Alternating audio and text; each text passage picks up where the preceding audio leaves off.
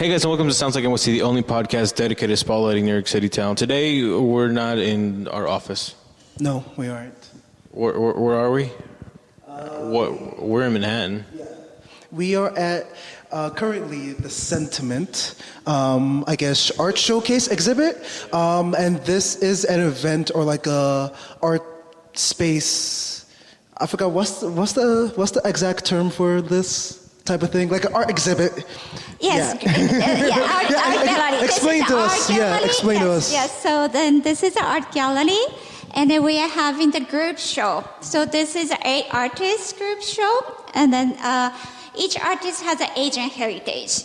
Okay. So then okay, we're gonna explain about this space. Yeah, of course. Okay, please explain about this space.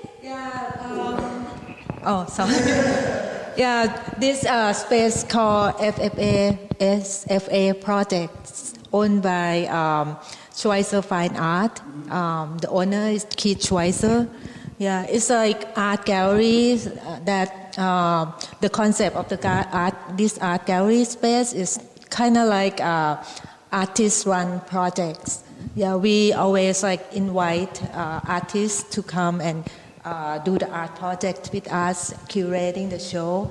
And Sophia is a good artist and also good friend of mine. And we do the collaboration with art like many times, and we always have like conversation. And Sophia came up with a concept of this show called Sentiment, which she's gonna explain about this show later.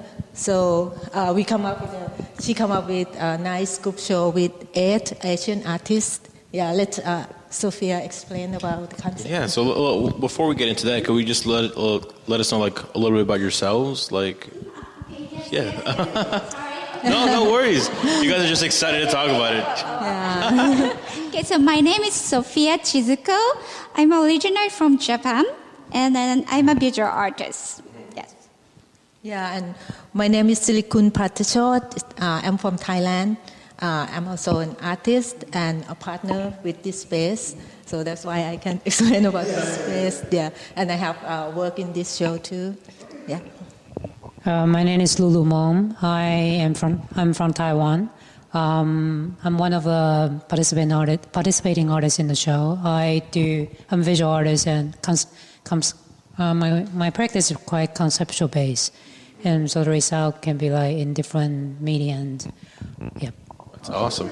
And there's 5 other artists currently are like partaking in this exhibit, right? Yes. So total is 8 artists. Yes. So yeah, 5 more artists is the Roberto. He's from he was born here, but his parents are from Philippines. Yeah, and then David Nakawish. He's so mixed a lot, but so it's very, very complex. But his grandpa is from Japan originally, so he doesn't look like Japanese at all. Actually, I was very surprised when I saw him, but his last name is very familiar with me because it's a Japanese name. Oh.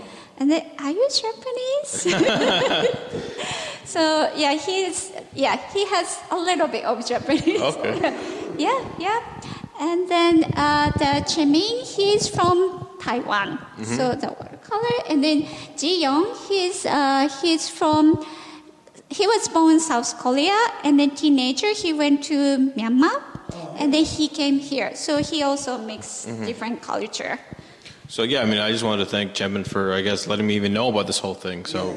Yeah. Okay, sorry. One more artist. Sorry. Yeah, please. Yeah. Can you pronounce her name? Her name is Kamonchanok, Phon-ngam. She's also Thai. Oh, okay. Yes. Cool. She always using mixed media with fabrics and embroidery. Yeah. Mm-hmm. Okay, I see. Wow. Yeah. So like the SFA, it's a community of artists? It's kind of like we want to create the artist community that artists can come together and like do the art project and enjoy with the space. Uh-huh. Like every time we have the exhibition, we're gonna have like art opening that invite everyone to come enjoy. I think you were in the opening too, right? Yeah. Thank you was for fun, coming. right? Yeah. Yeah, that we Yeah. want to create some kind of like event that connect artists together. Yeah. Okay, And I also see. opportunities. Yeah. Okay, I see. That's pretty cool. So like, so how long has the SFA been a thing for? I think it's about 5 years. Oh, 5 I'm not years. like real old. Oh, okay, So, so Yeah. about 5 years. Okay, nice. So like, is it kind of like an organization or like a group, meant to kind of like give or like meant to support kind of like Asian artists? Because that's what it seems, but I could be wrong. Not only not Asian. No, well, they were saying So- like this so- was just this particular exhibit. Yes. So this one, yes. Project. Yeah. Damn it, Daniel. No, because today first time you came this show, so you didn't know. So no, Yeah. that's okay, right? Yeah. No. I thought you were listening. I don't know. But yeah. Mike, thank you very So- much. Yeah, I mean, I think it's really cool. I think this is my first time actually being inside of a private sort of like small art exhibition like this. So it's like really cool. Lots of reverb. I like it. Very nice, reverb. Yes. Yeah. Yeah. It's pretty So- nice, podcast setup. Wish we had a place like this. But yeah, I mean, Yeah. but I mean, there's like so many questions we could like ask you, but first I'll start off with, for you guys, how did you start your career in the art world? Like, what was it for you personally that made you want to do art professionally? Maybe Lulu. Yeah. Lulu. Mine is kind of a long story, but I will keep it short. So I came from Taiwan. So originally in Taiwan, my background was in chemical engineering and later become like costume and fashion design.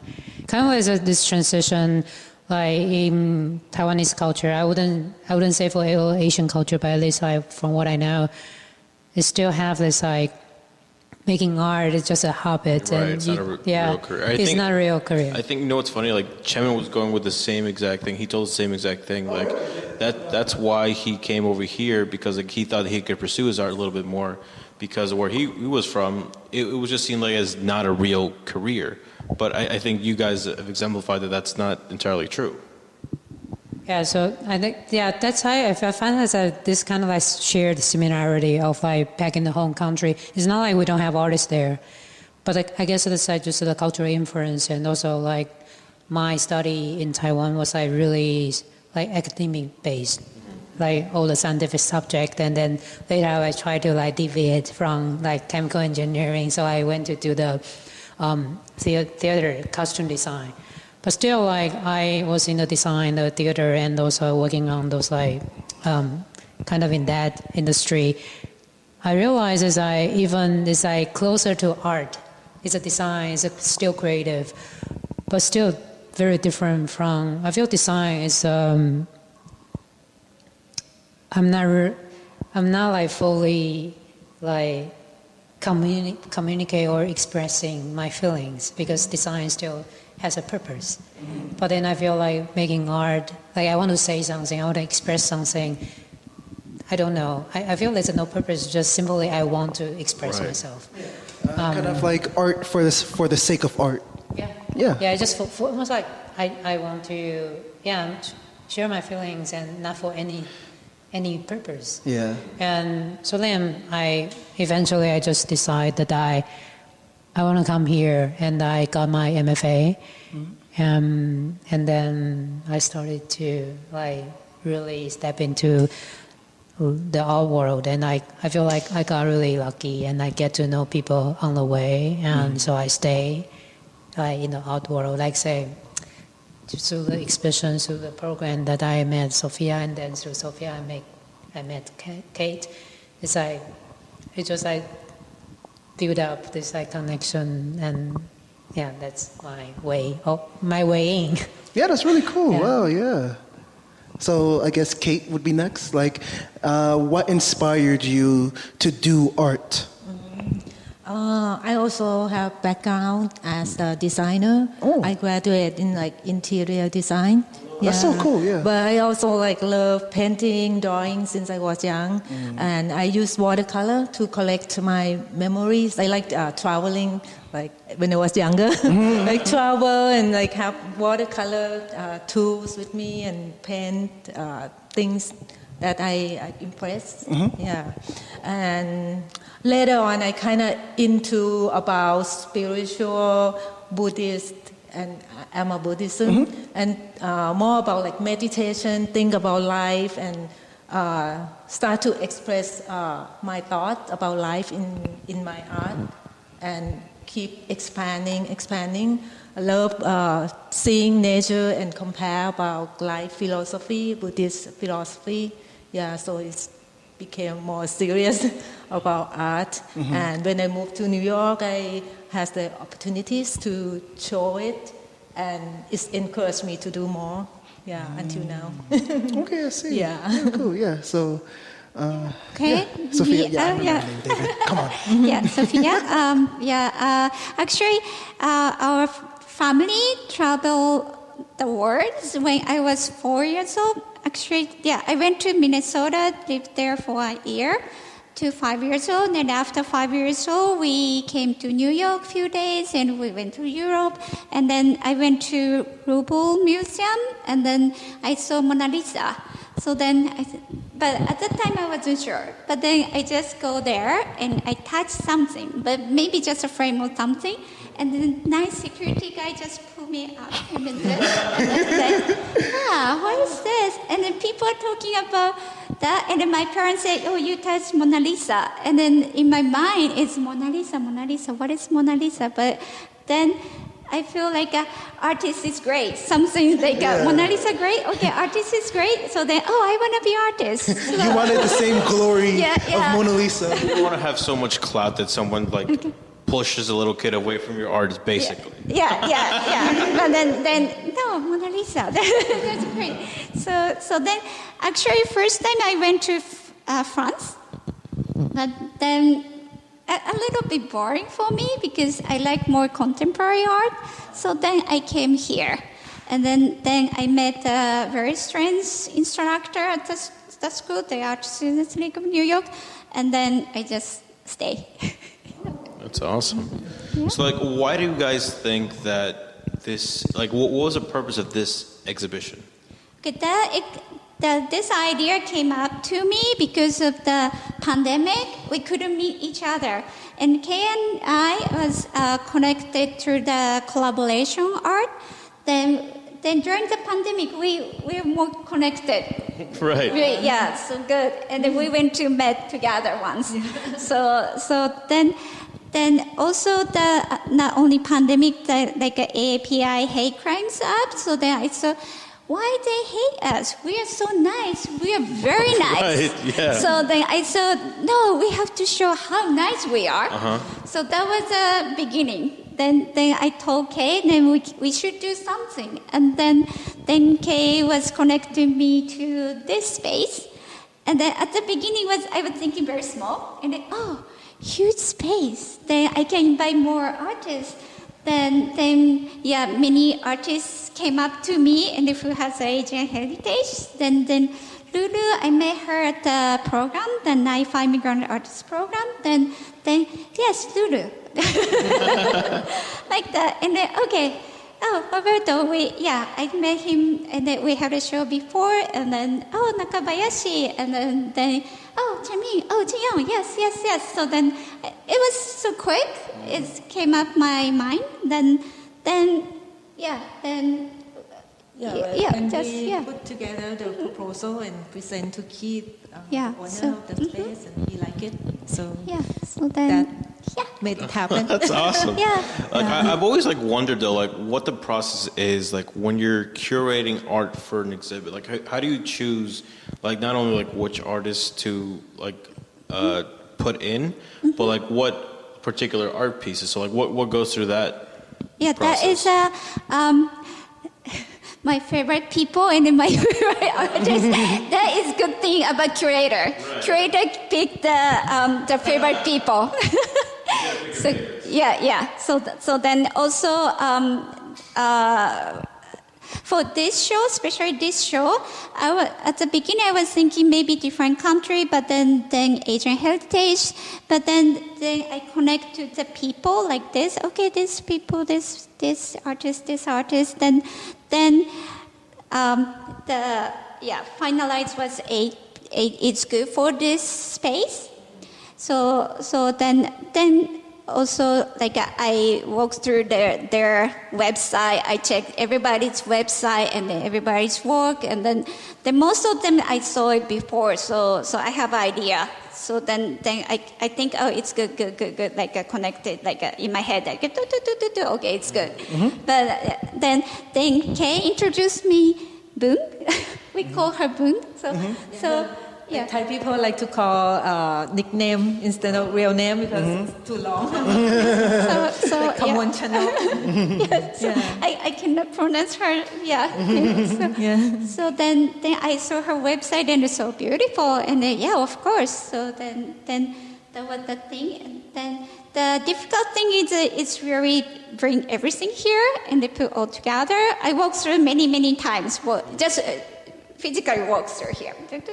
Move with this, and then yeah. Oh, okay, I see. Yeah.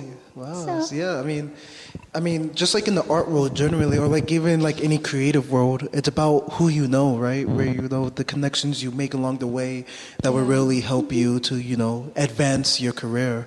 Yeah. I'm still waiting for such connections to pay off, but I'm happy to see that you guys have have this tight community where everybody grows and everybody is able to support each other.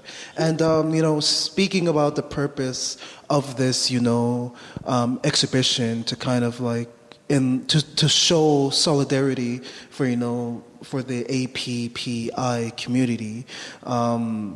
Did I say that correctly? APPI. I was thinking, what was it? I am so sorry. I know I was saying it wrong, but I just had to go.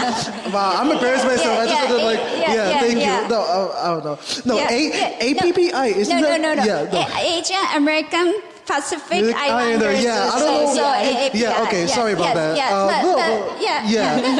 That's okay. But we didn't mean to do that. No, it just happened to be. I was thinking we're so nice. So then we didn't say like AAPI.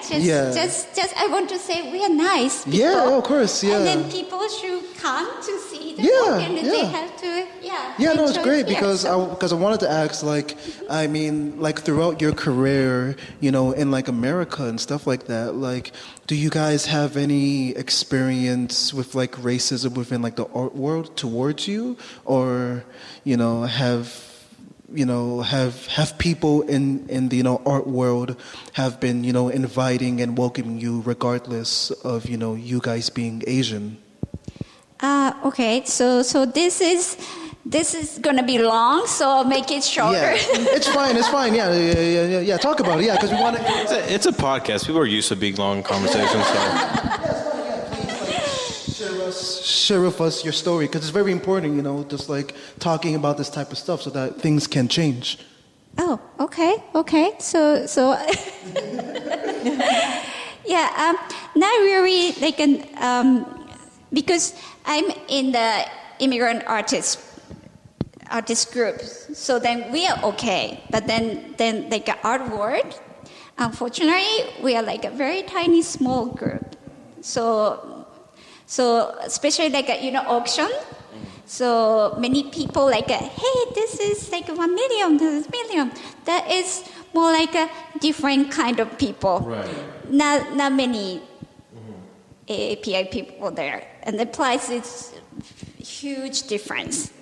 So and then also woman is this group is not only woman artists, but then also like a little not little like the price is like so zero is different. So then we are still small. So that's why we need to help each other. We have to support each other.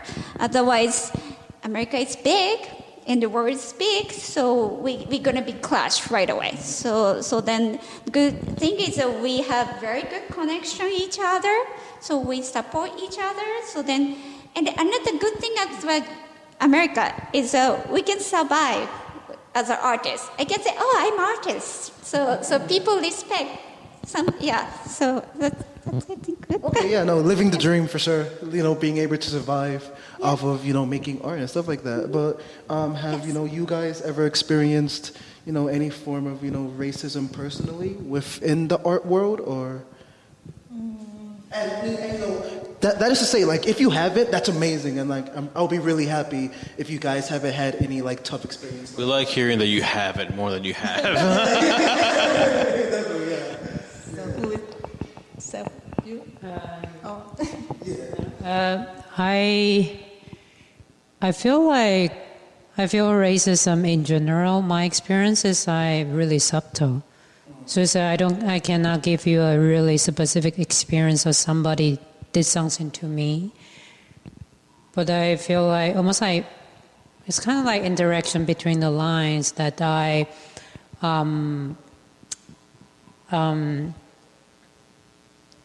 it's just being a first generation immigrant. I feel it's not only exist in the art world, but just like the daily interaction. Say if somebody notices like I don't speak perfect English, and there will be some kind of like one effort is like okay, but then when you got to a conversation that's like it requires maybe learn more about American culture, and you can just sense that.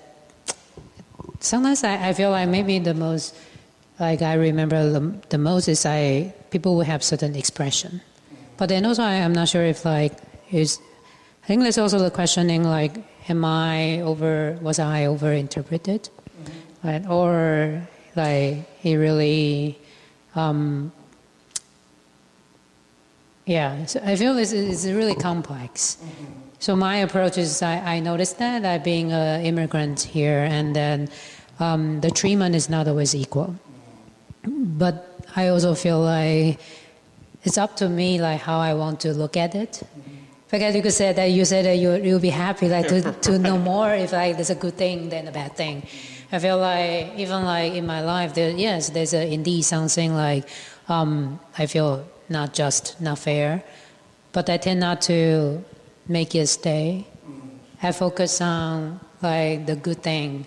Like you focus on what you can control, not the things that you can't. Yeah, it's just like because I was saying like I got lucky that I can stay here, because a lot of people like graduated from art school, but it's not necessarily always do art because it's just really hard to establish a career.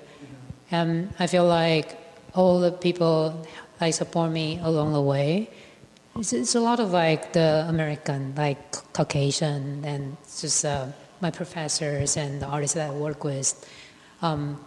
So yeah, there is a racism, and there's like this you're talking about the price and being a woman, and that alone like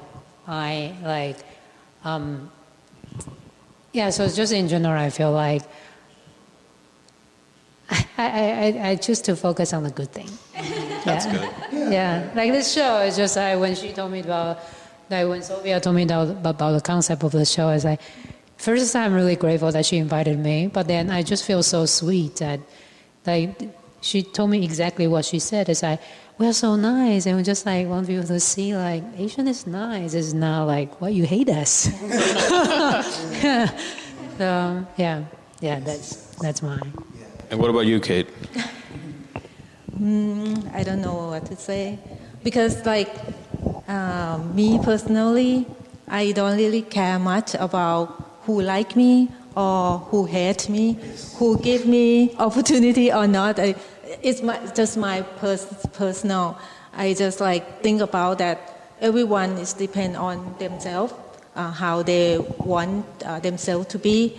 Like people can be very successful if they're aggressive to pursue that dreams. We don't have to like think that these people hate us, or we just if we don't care, we just like focus on what we want and like continue doing it, I think life will be easier, yeah, for me. So I don't really like concern much about Right. like people will give me, or like I'm concerning about do I like do enough or do my best. That what my personal thought. But if I speak as a Thai people, for the art world, I think like I see in U.S. Korean artists, Japanese artists get more attention than Thai artists, but not because the U.S., but Right. maybe because of my country not support Thai artists enough. That's probably why like we don't get money to support the artists, or we don't have like organization that good enough to support Thai artists. Right. So we kind of, for me, I think that we should look at ourselves first. That do we good enough, or like can we do better for ourselves first? Yeah. I think right now might be a good time to go look at a couple of your pieces, if you guys don't mind. Yeah, so these two paintings called Paradox of Existence. The concept of this work, I connect my work with my thought of life. So the flowers remind me of life, because life of the flower is short. So our life too. But we can leave the memories to the people that's still there in the world. This is like the tulips, decayed tulips that died and still have like beautiful thing that you can see. Like even though the colors fade, but they're still like beautiful. And these paintings represent the memory of bright, and these paintings represent kind of like sad and dark memories. Yeah. So this piece is the title of this work is Peace. So there are 12 boxes, and each one has some a story or some elements inside, and I see this work as more like a time-based work, because the viewer needs to stay and then to engage with this work and to see like what's going on like in the boxes.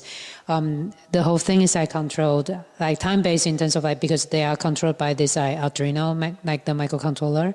So it's on the loop. And sometimes when the lights inside comes on, you get to see what's inside the box. And when the light is off, and then you see your own reflection.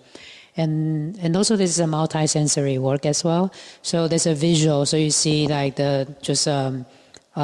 different skies and different like how they look.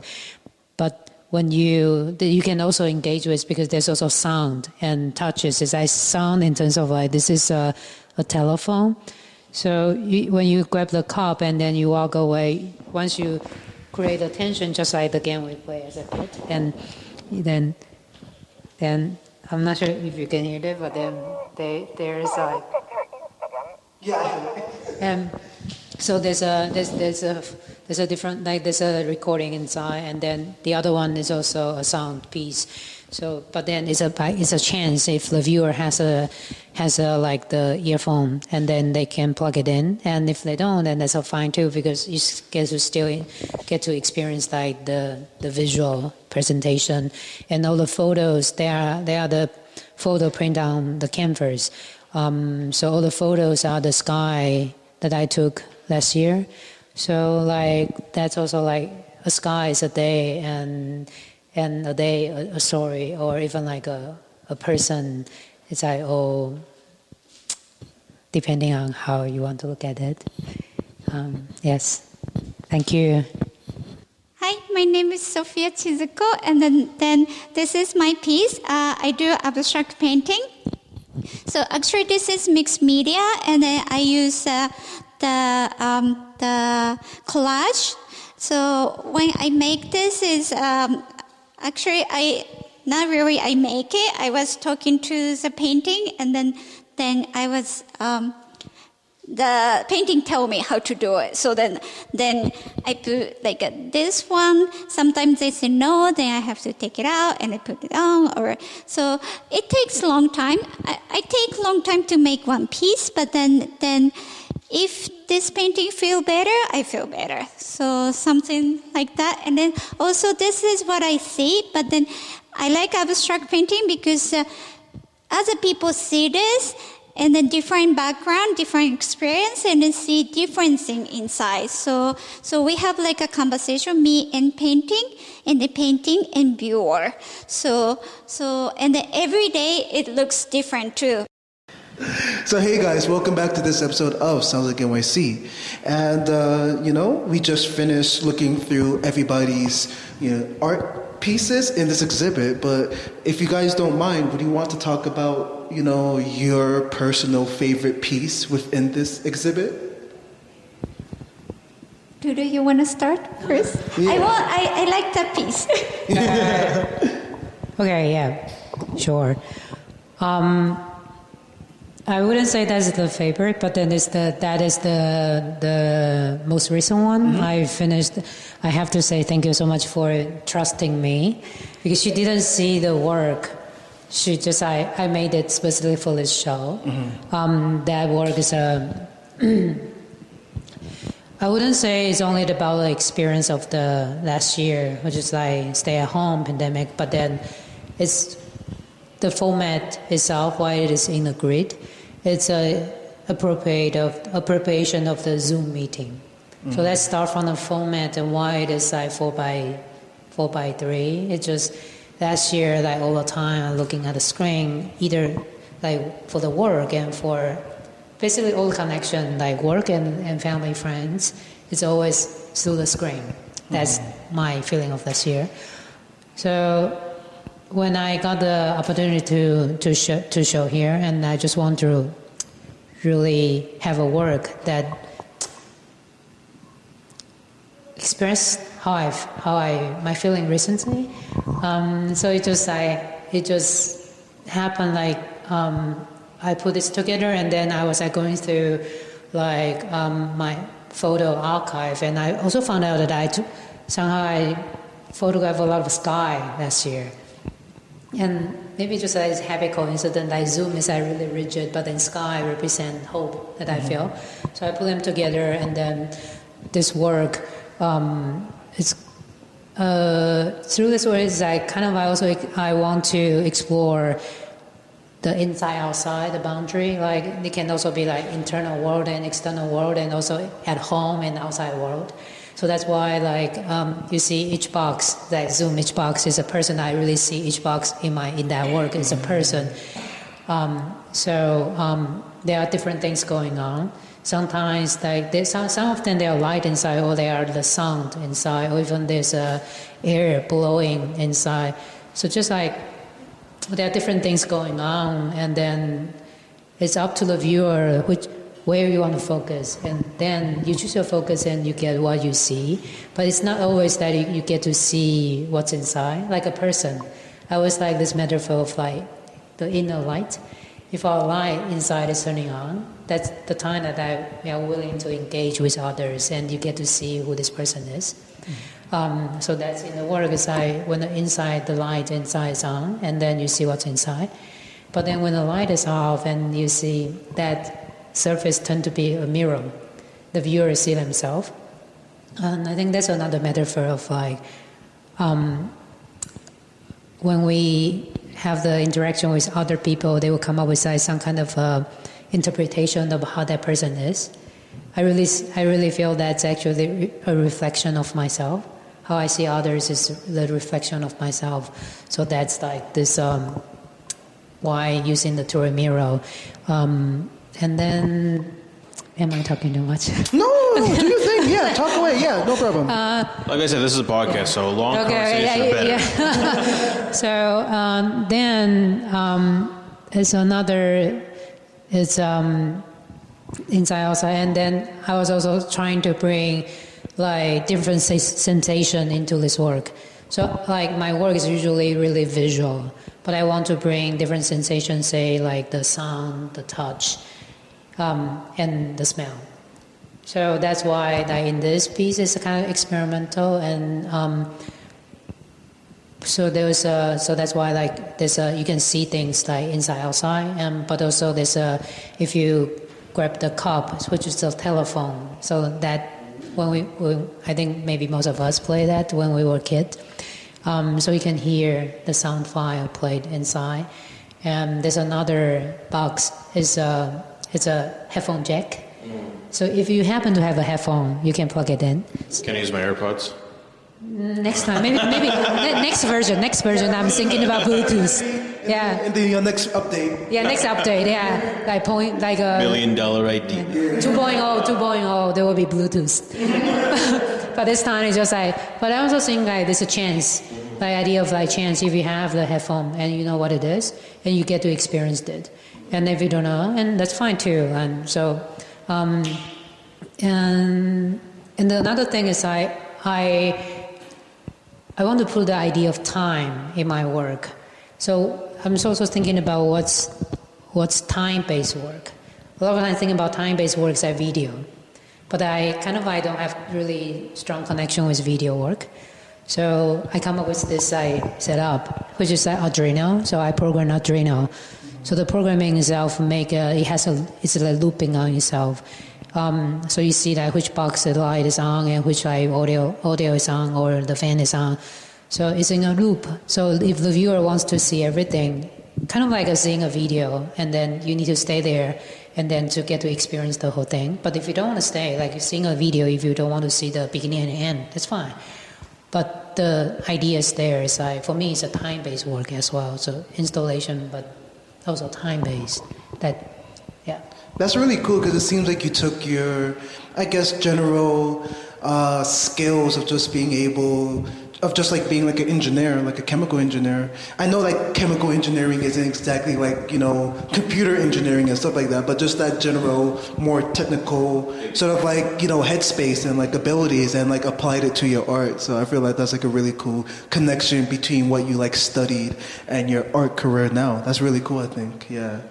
Thank you. I think I never really thought about this connection. Yeah, I mean, I guess because no chemical engineering isn't that. He's either really smart or really dumb. Yeah.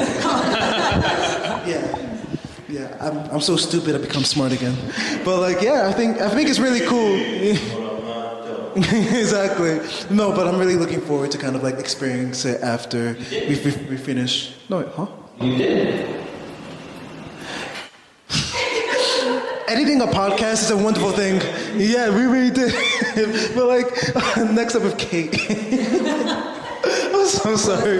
Yeah, so like, what is your favorite, so out of art pieces, that you have displayed, which of those art pieces is your favorite out of the ones that you have here in the exhibit? So it doesn't have to be mine, right?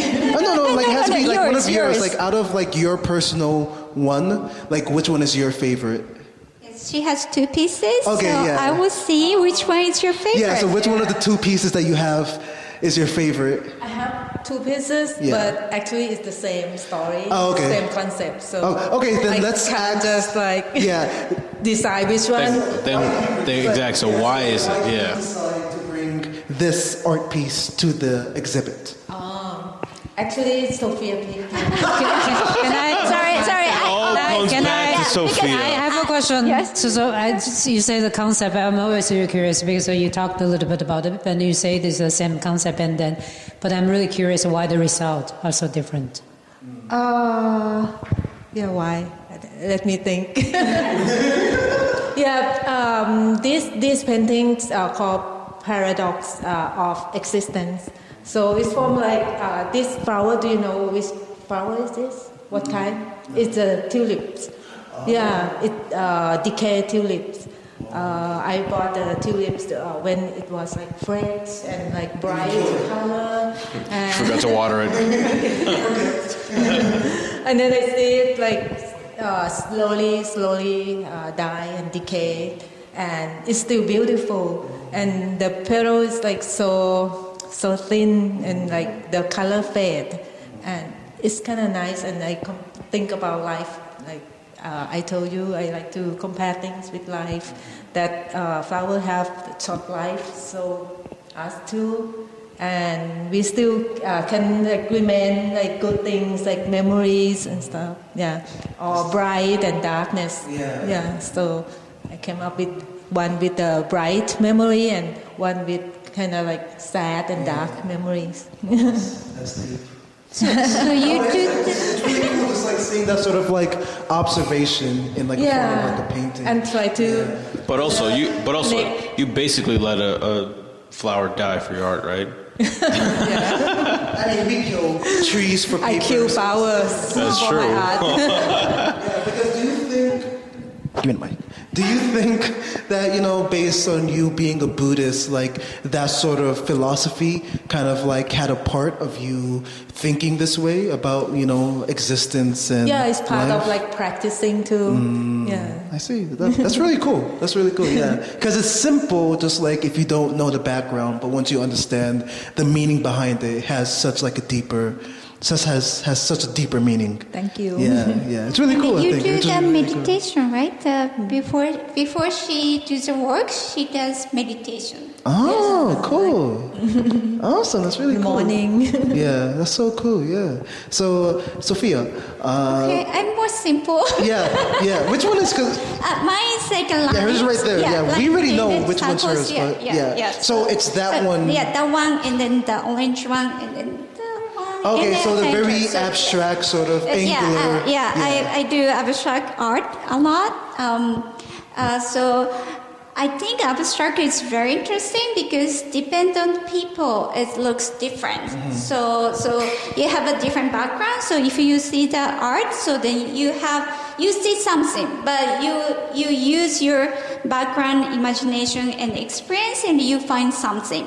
So maybe that is not what I did, but then it's okay. So that's why abstract is, I love it so much. So then also every day you see it, you find something different. So then I like to do abstract. So when I make this, it's also I use my imagination, and then I use imagination, but actually the painting tell me what to do. So then the bad thing is I force them to do, no, you have to have red, and they put red, and then it was destroyed because the painting said, no, I don't want to have red here. And I'm sorry. Okay, sorry, bye. Then, but I don't throw it away. I'm going to keep it for like a while. And then sometimes I see it, and then you know, like a relationship with friends. So then it's keep like a cool down a little bit. And then, okay, meet again. And then, oh, okay, it was okay, red, but can you change it? Oh, okay, I can change it for you. So something like that. So it's very like a conversation with art and me and the making. So that's why it's simple lines. And then we have simple conversation. Oh, that's so cool. That's a very, I don't know. Again, it's a very interesting sort of just like process, you know, because it's kind of like a, what do you call it? Just like a feedback loop. Like you putting something down, examining it, having it speak back to you, and just continuing that process until, you know, you get a complete artwork. Yeah, actually, and then also creating the show is same. So I put, especially there, the Lulu's work and then Lovel's work, actually they have connections because you see the mirror, and then behind the mirror, you will see his work, his color. Yeah.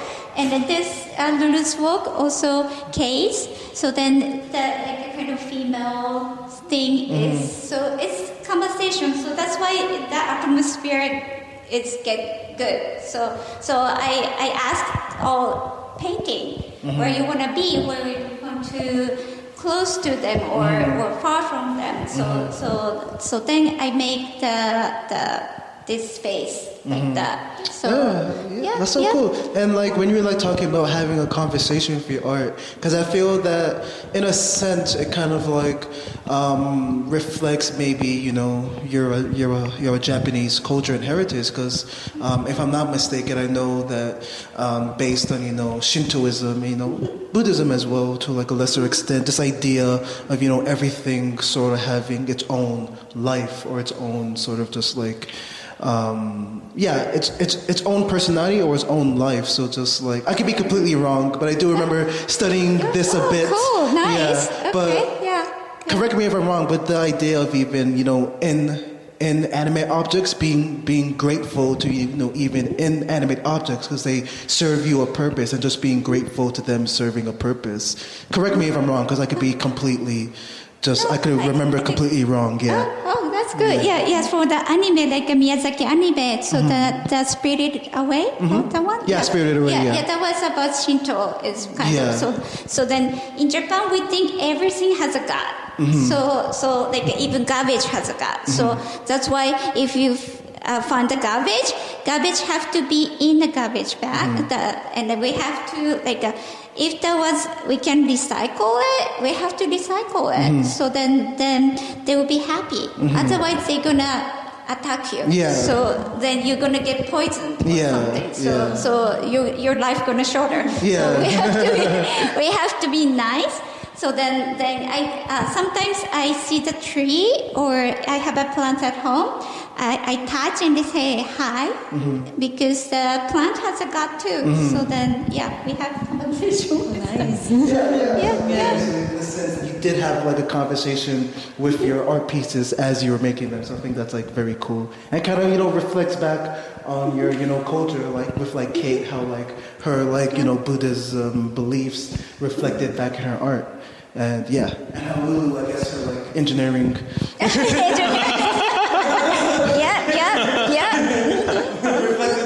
Right. But the art has like some kind of philosophy. What do you guys hope to see in the art world? Just as a big statement, but like, what do you guys hope to see in the next 5 to 10 years? Like, what sort of differences do you feel that would be just better for everyone if they were that? Okay. So I'm gonna start. So first. difficult. Okay. But I think our world is still not familiar with everybody. So and then especially grown up. They think, oh yeah, art is nice, oh nice. But no, I cannot paint. Or I do something wrong. I want to change that part because everybody can be artists. So that is discrimination for me, right? So then they can enjoy. Just draw one line, they can enjoy. So they can make any art. So and then we have different arts. So not only painting, sculpture, or installation. So performance, everything is art. So I want people don't separate art world from their life.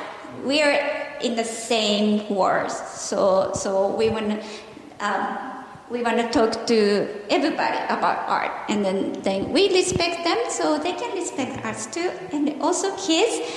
So that people taught them so art is separate, and the kids think art is different words. So I don't want to do that too. So then like a kind of education. So then I hope everybody from older people to younger people knows about us and then knows about art, so we can live in nice way. So that's I want. What about you, Kate? Maybe the same. I want art to be more open to everyone. And value art not because it's the price, like how expensive of that art, but art that can connect to you and touch your heart, and more widely, medium, or whatever. So more open. Lulu? I totally agree with them. But then just I feel like no, because if it's really true. Like because I come from a different background, so I would say before becoming an artist, I just feel like I went to a museum. I feel like, what's this? Why this is in the museum? I don't even understand why this here. And then, but then once I became like I choose to be an artist, and then I started to see there's a really not everybody needs to be an artist. But then art can really bring some joy or bring some thinking into your life if you are not intimidated by it. Like Sophia said, I feel like some people are just like, oh, I cannot paint. I feel it's not only just about you cannot do art. I feel I again, like a lot of my friends, they don't have any art background because of my background. So I will get the feedback from them, so, oh, I don't understand. I feel this is a really like a gap there. It's not about understand the art. It's not like something that you study and then you understand it. You cannot analyze it. Why you use red? Why do you use that? Why you use it? It's not. I cannot explain it. Maybe I talked about my work. Similarly, I could explain, but there's a lot of feelings that I cannot explain. So I feel maybe the way we talked about art, like in education, how in our education system, how people talked about art to the young mind, to general public. It's not about it's not you don't need to have the art history background and then you can experience art. Like also it's totally fine that you don't like art. Like that's a feeling too, because if you're standing in front of an art piece and that triggers you think about something or feel something, no matter what it is, I feel that works already. Yeah.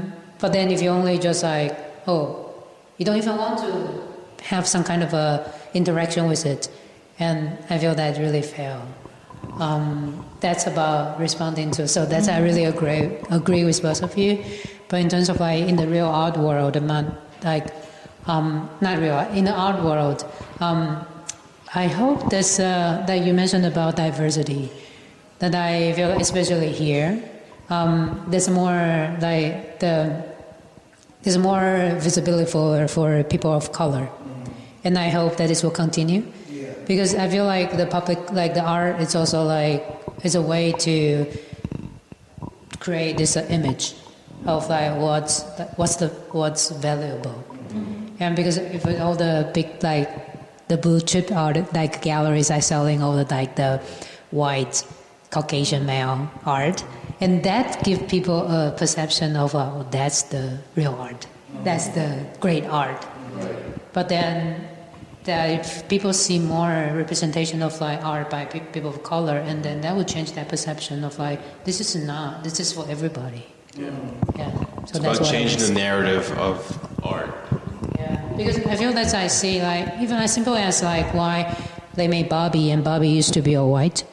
And the girl, the little people of color, they cannot connect, yeah. Right? Because it's not you.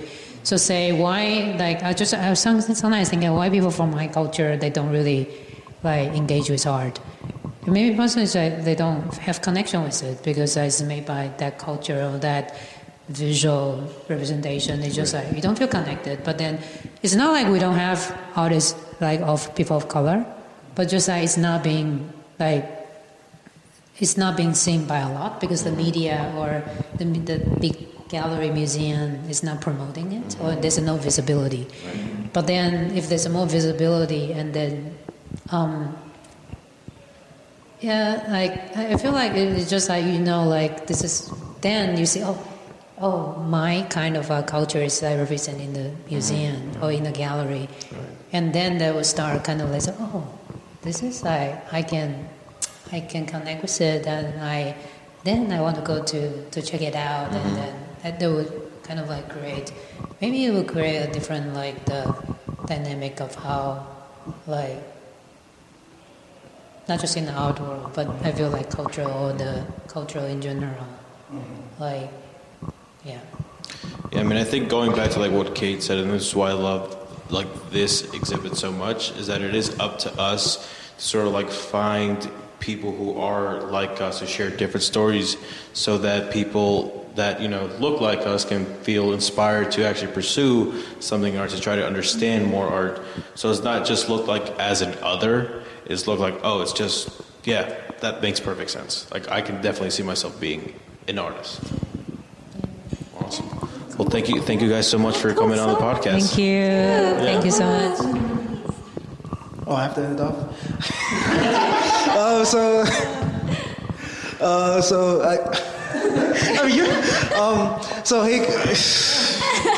So guys, thank you for watching this episode of Sounds Like NYC. I'm Daniel. And I'm David. And see you in the next episode.